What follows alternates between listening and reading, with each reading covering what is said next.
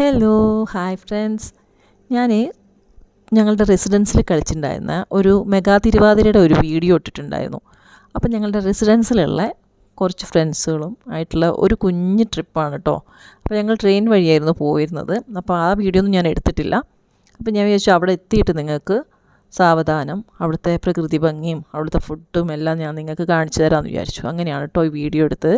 അപ്പോൾ ഞാൻ വിചാരിച്ചു ഇവിടുത്തെ കാര്യങ്ങളൊക്കെ ഒന്ന് നിങ്ങൾക്ക് കൂടി ഷെയർ ചെയ്യാമെന്ന് വിചാരിച്ചു. പിന്നെ കൂടുതൽ എൻ്റെ റെസിഡൻസിലുള്ള ഫ്രണ്ട്സുകളെയും കൂടി പരിചയപ്പെടാമല്ലോ. നിങ്ങളിപ്പോൾ പരിചയപ്പെട്ടത് എൻ്റെ ഡാൻസ് ക്ലാസ്സിലുള്ള ഫ്രണ്ട്സിനെയാണ്. ഇത് എൻ്റെ റെസിഡൻസിൽ ഞങ്ങളുടെ കൂടെ ഒരുമിച്ച് ഡാൻസുകളിലെല്ലാം ഉണ്ടാകുന്ന കുറച്ച് പേരാണ് കേട്ടോ എൻ്റെ ഫ്രണ്ട്സുകൾ. ഇതാണ് കേട്ടോ ഐലൻഡ് ടൂറിസം കടലുണ്ടി, കോഴിക്കോട് കടലുണ്ടി എന്ന് പറഞ്ഞ സ്ഥലത്തുള്ള. മിക്ക പേർക്കും അറിയാൻ മതിയാവും, കാരണം നമ്മുടെ ഫേസ്ബുക്കിലൊക്കെ വന്നിട്ടുണ്ടായിരുന്നു ഇതിനെ പറ്റിയിട്ടുള്ള ന്യൂസ്. അപ്പോൾ ഞങ്ങൾ അവിടെ എത്തിയിട്ട് ട്രെയിൻ ഇറങ്ങിയിട്ട് ഓട്ടോ പിടിച്ചിട്ട് വേണം കേട്ടോ ഇങ്ങോട്ടേക്ക് പോകുന്നത്. അപ്പം ഞങ്ങളവിടെ ചെന്നപ്പോൾ അവിടെ പാട്ടൊക്കെ വെച്ച് കണ്ടപ്പോൾ ഞങ്ങൾ വിചാരിച്ചു ഇവിടേക്കാണെന്ന് വെച്ച് വഴി തെറ്റി വേറൊരു സ്ഥലത്ത് കയറി. വേറെ സ്ഥലത്ത് എന്ന് വെച്ചാൽ തൊട്ടടുത്ത് തന്നെയാണ്. അപ്പോൾ അവിടെ ഈ പാർട്ടികളൊക്കെ നടക്കുന്ന കുഞ്ഞു കുഞ്ഞു ബർത്ത്ഡേ സെലിബ്രേഷൻ, അങ്ങനെ റെസിഡൻഷ്യൽ പ്രോഗ്രാം അങ്ങനെയൊക്കെ നടത്തുന്ന ഒരു സ്ഥലമാണ് കേട്ടോ. അവിടേക്ക് ഞങ്ങൾ ചെന്നില്ല. അപ്പോൾ അവരവിടെ എത്തിയപ്പോൾ പറഞ്ഞു ഇവിടെയല്ല, ബോട്ടിൻ്റെ യാത്ര അപ്പുറമാണെന്ന് പറഞ്ഞു. അപ്പം ബോട്ടിങ്ങിനുള്ള യാത്ര അപ്പുറത്തോട്ടാന്ന് പറഞ്ഞപ്പോൾ ഞങ്ങൾ തിരിച്ചു അവിടെ തിരിച്ചു വരുന്ന വഴി കേട്ടോ. അപ്പോൾ എൻ്റെ ഫ്രണ്ട്സിനെ ഞാൻ പരിചയപ്പെടുത്തരാം. ഇതാ ഈ ഗോൾഡൻ ഷോൾട്ടാണ് ജസീന, അത് മഞ്ജു, പ്രസൻറ്റേഷനിലെ ടീച്ചറാണ് കേട്ടോ മഞ്ജു. പിങ്ക് തൊപ്പിട്ട് അനു, മറ്റേത് സുജിന, ഞങ്ങൾ അപ്പുക്കുട്ടാന്നാട്ടോ വിളിക്കുക. അപ്പം ഗ്രീൻ തൊപ്പിട്ട് സന്ധ്യ, ഇത് റീഷ്മ, ഇത് ജസീന ഞാൻ പറഞ്ഞല്ലോ, ഇത് ബിന്ദു ചേച്ചി, ഇത് മഞ്ജു, സുജിന, അനു. അപ്പം ഇത് ഞാൻ, എന്നെ പിന്നെ അറിയാമല്ലോ നിങ്ങൾക്ക്. പിന്നെ എൻ്റെ തൊട്ട ബാക്കിൽ നിൽക്കുന്നതാണ് ശോഭ ചേച്ചി കേട്ടോ. അപ്പോൾ ഞങ്ങളുടെ ഈ ടൂറിൻ്റെ കോർഡിനേറ്ററാണ് ഇതാ പ്രീതു റോഷി എന്നാണ് പേര്. പ്രീതു ആണ് ഇതാ ഇവിടെ ഇരിക്കുന്നത് കേട്ടോ, ഈ ഗ്രീൻ ചുരിദാർ അതാണ് കേട്ടോ. അപ്പം അങ്ങനെ ഒരു കുഞ്ഞു ട്രിപ്പാണ്. പക്ഷേ ഞാൻ വിചാരിച്ചു നിങ്ങൾക്ക് കൂടി ഒന്ന് ഷെയർ ചെയ്യാം. അപ്പം നിങ്ങൾക്ക് പോകാത്തവരുണ്ടെങ്കിൽ അവിടെ പോയി കാണാമല്ലോ എങ്ങനെയുണ്ട് എന്നുള്ളത്. അപ്പം ഒരാൾക്ക് 950 റുപ്പീസാണ് കേട്ടോ. 2 മണിക്കൂർ തോണിയുള്ള യാത്ര, കായൽ കൂടെയുള്ള യാത്രയും പിന്നെ ഫുഡും എല്ലാം കൂടി 950 റുപ്പീസാണ് കേട്ടോ വരുന്നത്.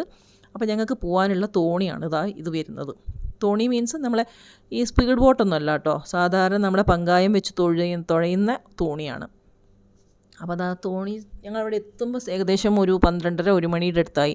വെയിലുണ്ട് എന്നുള്ള ആ ഒരു വെയിലിനെ കൊണ്ട് ഞങ്ങൾക്ക് ബുദ്ധിമുട്ടില്ലായിരുന്നു, റൂഫ് ഉണ്ടായിരുന്നു. പക്ഷേ എങ്കിലും നമുക്ക് പുറമേ നിന്ന് ഇങ്ങനെ ചൂടടിക്കുമല്ലോ വെയിലിൻ്റെ. പക്ഷേ കായൽ കൂടി ഇങ്ങനെ പോകുമ്പം ആ കാറ്റ് കിട്ടുമ്പോൾ നല്ലൊരു സുഖമാണ്.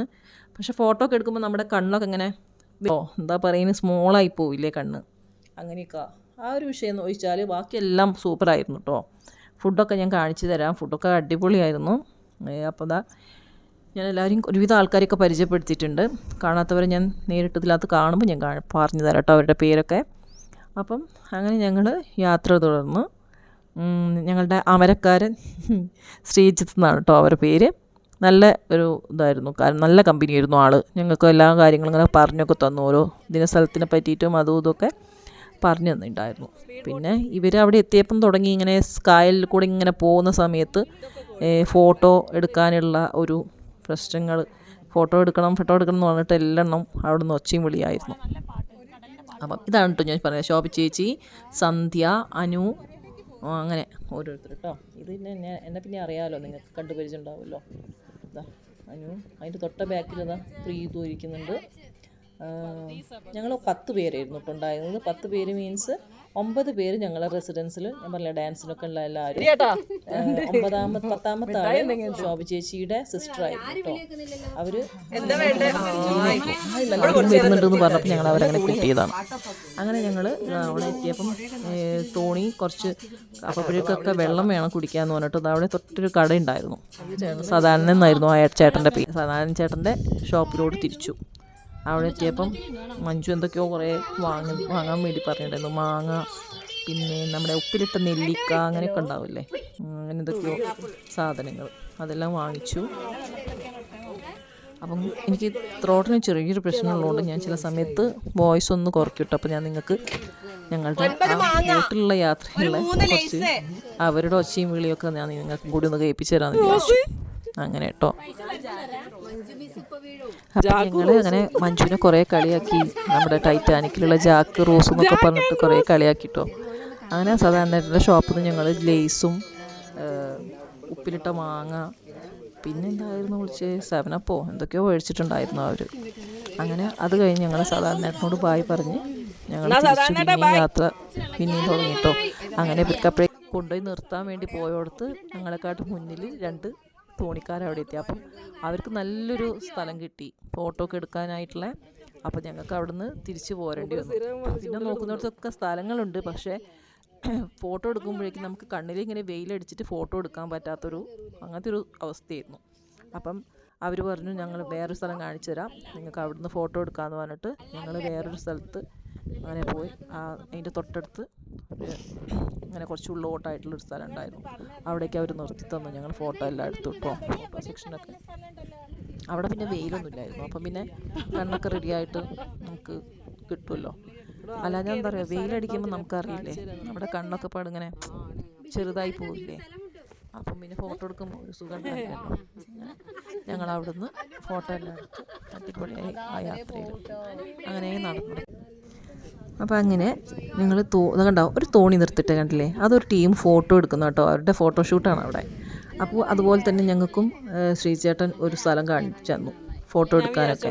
നല്ലൊരു സ്ഥലം കേട്ടോ, കുറച്ച് ഉള്ളോട്ടായിട്ട് ഈ നമ്മുടെ 2 ഭാഗത്തും മരങ്ങൾ ഇങ്ങനെ നിർത്തിയിട്ട് അതിൻ്റെ ഉള്ളിലേക്ക് ഇങ്ങനെ ഒരു സ്ഥലം ഉണ്ടാവുമല്ലോ. അങ്ങനെ ആകുമ്പോൾ നമുക്ക് കുറേ തണലും കിട്ടും, ഫോട്ടോ നന്നായിട്ട് എടുക്കാനും പറ്റും. അങ്ങനെ നിർത്തി തന്നു. ഞങ്ങൾ നന്നായി ഫോട്ടോ ഒക്കെ എടുത്തു, കുറേ പോസുകളൊക്കെ ചെയ്തു. ഓരോരുത്തരും എടുത്തിട്ടുണ്ടായിരുന്നു കേട്ടോ ഓരോ ഫോട്ടോ.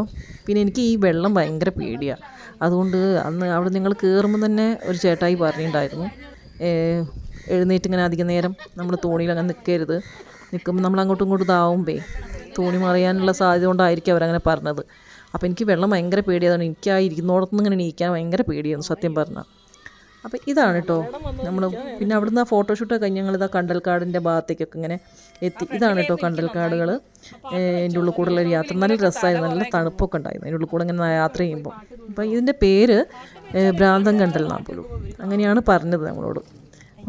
ഞങ്ങൾ പറയുകയും ചെയ്തിട്ട് ഭ്രാന്ത് പിടിച്ച അവസ്ഥയാണ്. കാരണം ഇതിൻ്റെ വേരുകളാണ് ഈ കാണുന്നതെല്ലാം.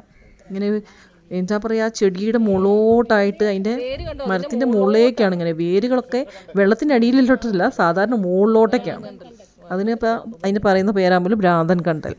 അപ്പം നമ്മൾ സ്കൂളുകളിലൊക്കെ പഠിച്ചിട്ടുണ്ടല്ലോ കണ്ടൽക്കാടുകളെ പറ്റിയൊക്കെ. അങ്ങനെ കുറേ പഠിക്കാനും ഉള്ളതും ഉണ്ട് കേട്ടോ. പിള്ളേർക്കൊക്കെ പോകുമ്പം നല്ല രസമാണ്, ചെറിയ മക്കൾക്കൊക്കെ പറഞ്ഞു കൊടുക്കാനും പറ്റും. അപ്പോൾ അങ്ങനെ പോവാത്തവരുണ്ടെങ്കിൽ ഒന്ന് പോയി കാണും കേട്ടോ. അപ്പോൾ അങ്ങനെ ഞങ്ങൾ അവിടെ നിന്ന് പോകുന്നു. അപ്പം ഞങ്ങളുടെ അപ്പുറത്തുനിന്ന് ഒരു തോണി ഇങ്ങോട്ട് വരുന്നുണ്ടായിരുന്നു. അപ്പം അങ്ങോട്ടും ഇങ്ങോട്ടും തോണി പോകുമ്പം അവിടെ നമ്മുടെ ട്രാഫിക് ജാം പോലെ. അപ്പം ഞങ്ങളുടെ തോണി കുറച്ച് ബാക്കോട്ടൊക്കെ എടുത്ത് അവർക്ക് പോകാനുള്ള സൗകര്യമൊക്കെ ഒരുക്കി കൊടുത്ത് അങ്ങനെ ഞങ്ങൾ തിരിച്ചതാ ഇതിനുള്ള കൂടെ ചുറ്റിയിട്ടാണ് നമ്മൾ ഇറങ്ങിയ സ്ഥലത്തേക്ക് എത്തുക. അപ്പോൾ കണ്ടോ അവിടെ നിന്നൊരു തോണി വരുന്നുണ്ടല്ലേ. അപ്പോൾ ഞങ്ങൾ ഇവിടുന്ന് തോണി വരുമ്പം 2 കൂടി ബ്ലോക്കാവും. അപ്പോൾ അങ്ങനെ കുറച്ച് സൈഡിലാക്കി ഒതുക്കി നിർത്തി. ഈ ഭാഗമൊക്കെ നല്ല ഭംഗിയില്ലേ കാണാൻ. നമ്മുടെ ഈ സിനിമകളിലൊക്കെ കാണുന്ന ആ ഒരു രസമില്ലേ കാണാൻ.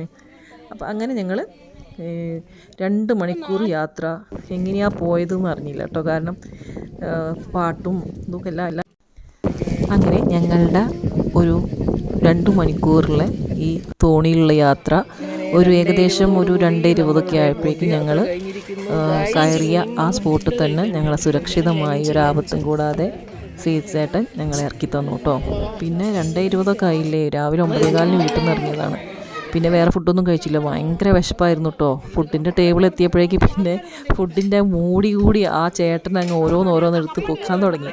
എൻ്റെ അമ്മ അതിൻ്റെ സ്മെല്ലുകൊണ്ടുണ്ടല്ലോ പിന്നെ ഒരു രക്ഷയില്ല. ആർക്കും പാത്രം കിട്ടാനൊന്നും നേരില്ല. ചേട്ടാ പാത്രം, ചേട്ടാ സ്പൂണെന്ന് പറഞ്ഞിട്ട് അങ്ങനെ ആ ചേട്ടനെ കുറേ ഞങ്ങൾ ഇതാക്കിയിരുന്നു.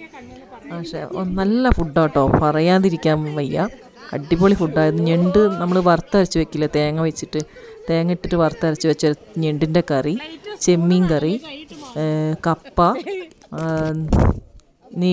നൈസ്പത്തിരി ഉണ്ടല്ലോ നമ്മുടെ, ചപ്പാത്തി, സാലഡ്, ഉപ്പേരി, മോരുകറി, പപ്പടം, നമ്മുടെ മെയിനായ കരിമീൻ വറുത്തത്.